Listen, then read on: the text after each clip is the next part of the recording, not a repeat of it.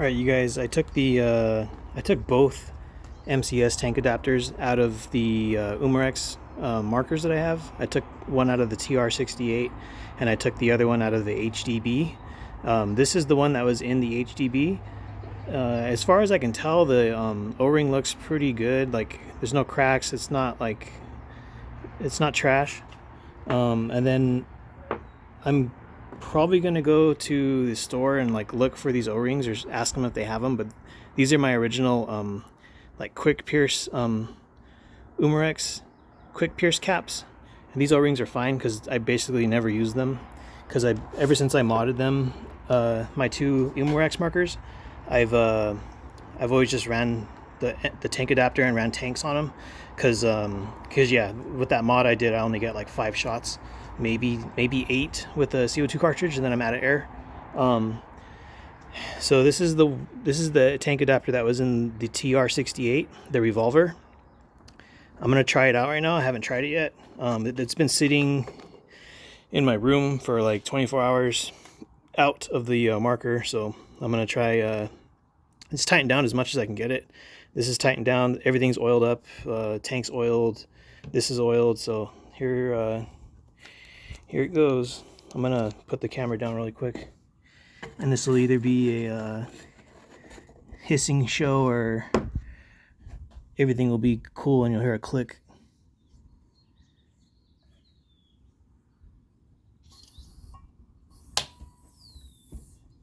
So we're good. It might have just been because the O-rings were compressed so much, because yeah, like I said in the previous video, I usually just leave these tank adapters in those T4E markers, and it's just been sitting in my room for like a week or two at a time, and I never remove them. So I'll try the HDB one maybe at some point in the future. I'm probably going to color this one like blue or red or something, and then color the other one a different color, and then I'll be able to at least know which marker I'm putting it in. The only way I know this one was in the HDB is because it has a little bit of like scoring on the part where you tighten it, the threads where you tighten it, this part, because I kind of tighten it down a little bit more with a pair of pliers, but I usually wrap it with a like a rag or a paper towel, a couple layers of paper towel or one layer of rag, and then get the pliers on it and twist it just a little bit more, just to make sure it's good. I don't go wrench on it real hard. I just make sure it's snug. Anyway, I'm gonna fire at this target with the Salt Supply S2 and the CO2 tank, and enjoy. All right, I'm gonna do like, I don't know, like I guess I'll just try to do 7 feet or 7 paces. So this is about 20 feet, 21 feet from that target, and I'll see if this thing farts or if it does anything weird, like how the TR68 did. So here's the first shot. It's fine. Second shot, right in the eye. Third shot, I think on the side of his head. Fourth shot, top of the head. I'm not using the Salt Supply kinetic rounds, so the impact rounds from Salt Supply. Last shot, top of the head. I'm gonna switch out. Well, I'll let you see what's. So I think my first shot was off. That's that one that's by his ear, outside the mark, and then everything else was hitting. I'm aiming like for his nose. So yeah, I'm gonna switch out my mag and then start recording again. Just 1 second. All right, the second magazine is the T4E rubber rounds. I'm still gonna just stay the same distance away, about 7 paces, 20 feet, 22 feet, something like that. So here's the first shot. Right, I'm aiming for his teeth this time. Hit him in the head. Hit him in the teeth. These are not oiled or anything. I'm just trying this out. So this isn't like for accuracy. This is just to see if the salt gun works on the CO2 tank, which it is working on the CO2 tank. I mean, as you can see, it's hooked up. So here we go. I'm not sure where that hit. I think this is the last shot. That one hit up high. But yeah, like I said, I don't have oil on these balls or anything. I think one of them on the second magazine hit here, and then pretty much lighting up his head. and then one of them was up here. I'm gonna change out the target and then start firing again. I forgot to mention, it's kind of warm right now. I mean, my tank was in my room and the AC in the house is not on. So I don't know like exactly what the temperature of the tank was when I got it out here, but I'd say it's probably like 74 at least right now, 74. It feels warmer in the sun, and the tank is in the backpack, so it's shaded, but it will, you know, slightly raise temperature as it's in the backpack. I'm gonna do another magazine of T40 rubber rounds, and then the second magazine will be a mixture of the Jawbreaker riot balls and Burna Kinetics. So same distance. This is the rubber rounds. Top of the head. I'm aiming for his nose. Right in the middle of the crosshair. Off. Side of the face. And another one side of the face.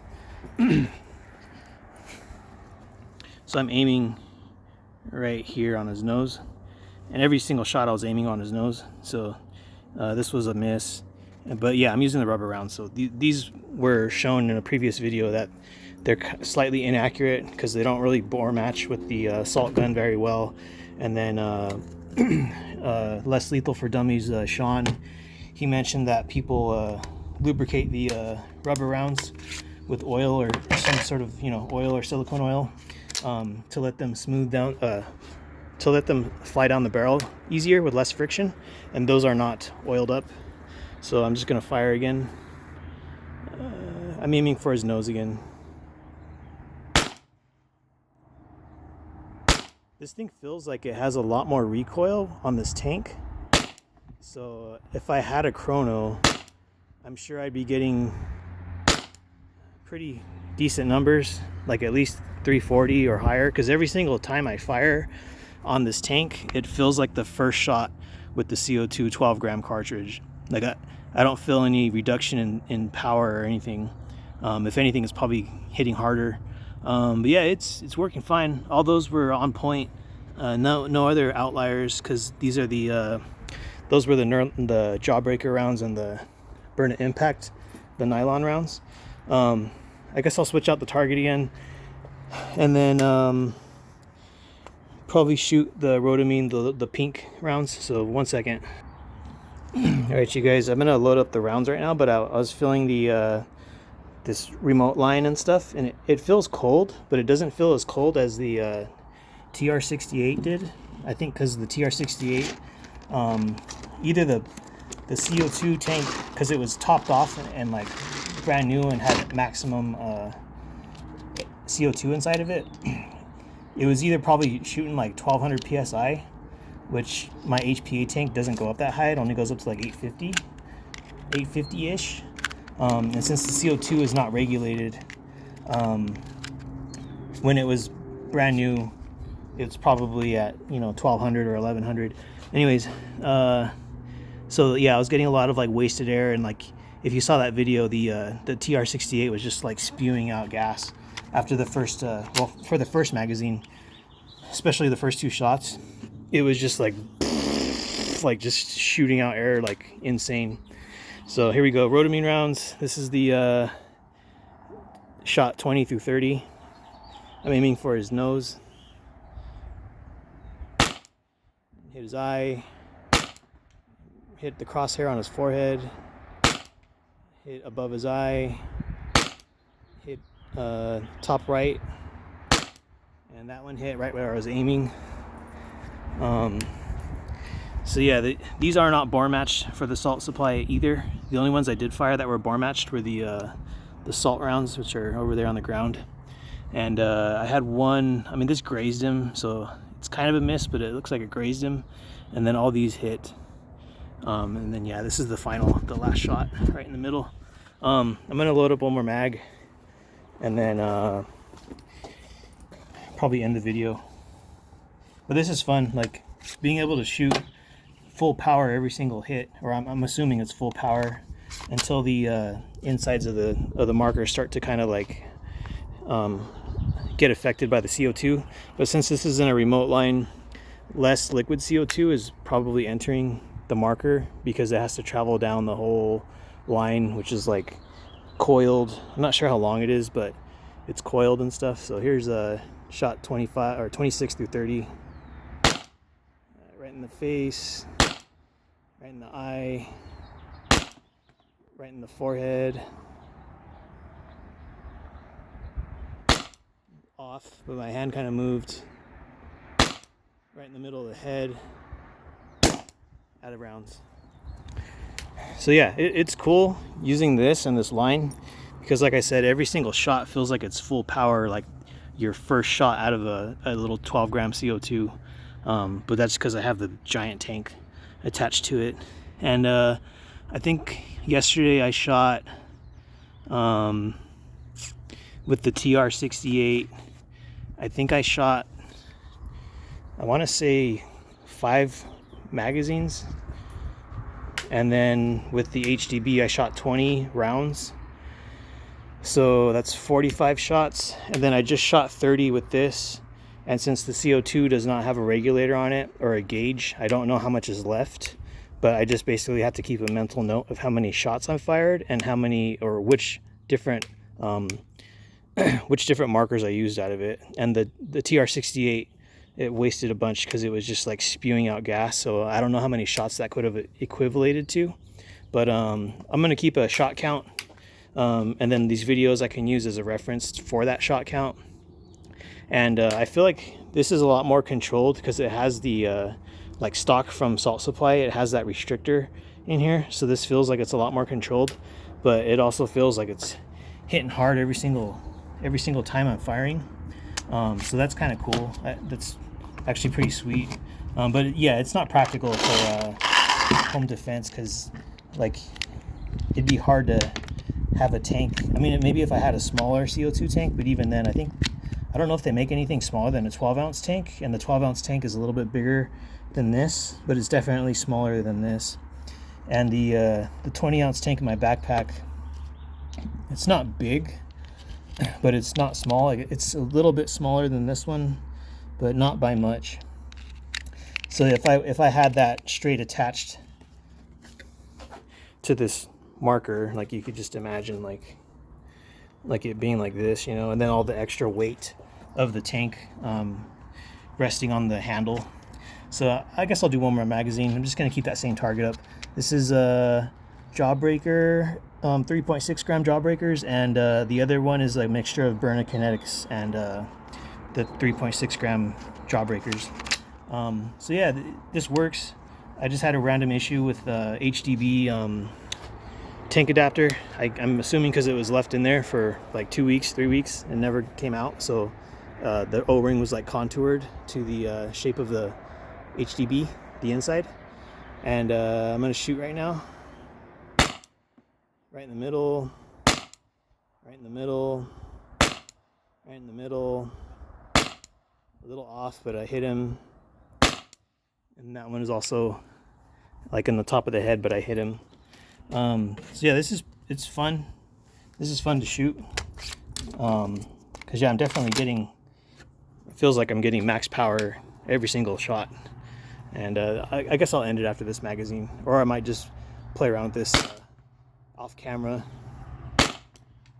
So this is gonna be 40 shots total with the Salt Supply, and then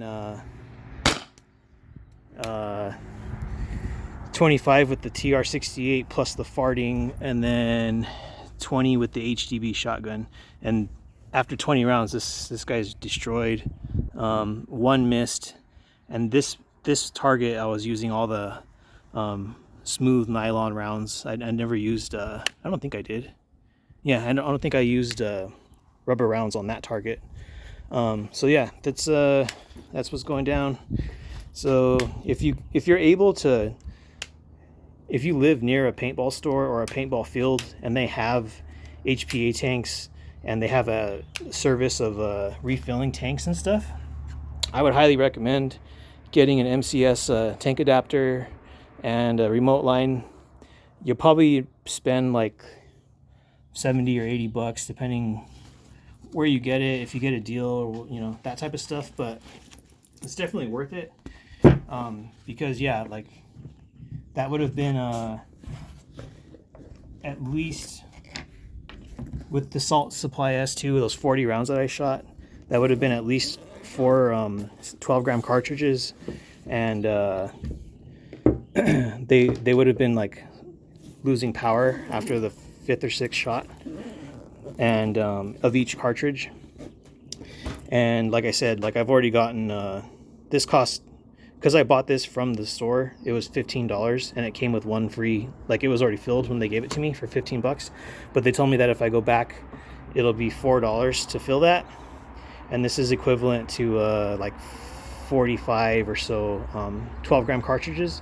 I'm just going to degas this, and then hopefully no issues arise. So I'm going to degas this guy, or, you know, loosen the pressure.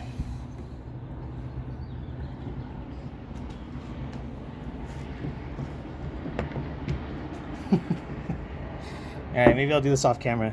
But anyways, guys, have a good day, and hope you enjoyed the video.